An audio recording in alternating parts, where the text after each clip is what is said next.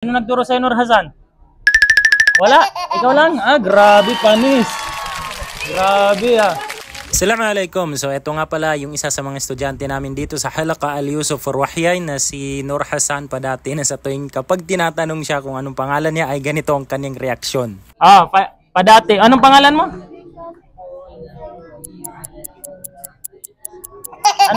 Nakalimutan mo yung pangalan mo. So ganun nga yung reaksyon na inisip pa niya kung anong pangalan niya. At kapag tinanong mo naman siya kung anong pangalan ng tatay niya, ito ang kanyang reaksyon. Ang pangalan ng tatay mo?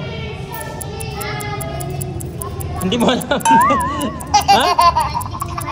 Faisal. Akala ko hindi mo alam yung pangalan ng tatay mo eh.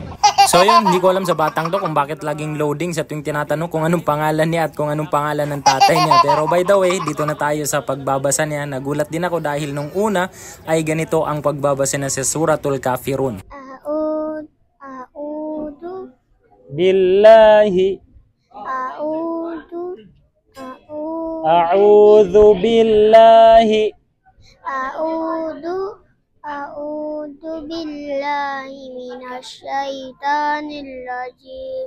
So yun, ultimo sa pag-a'udhu billah niya ay hindi niya mabanggit ng maayos yung Suratul Kafirun pa kaya. Pero by the way, nung pangalawang linggo pagpasok niya ay eto na siya.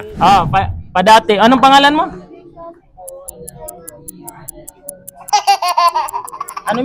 Nakalimutan mo yung pangalan mo?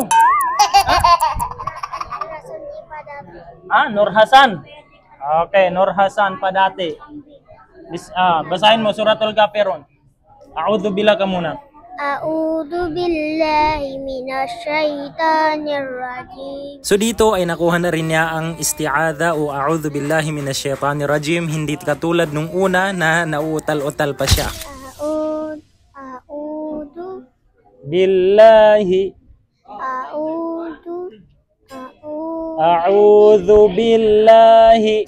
Bismillahirrahmanirrahim. Qul ya ayyuhal kafirun la a'budu ma ta'budun wa la antum a'biduna ma a'bud wa la ala a'bidum ma a'badtum wa la antum a'biduna ma a'bud lakum dinukum waliyadin. Okay, very good si Nur Hasan. Sino nagturo sa'yo, Nur Hasan? Wala? Ikaw lang? Grabe, panis.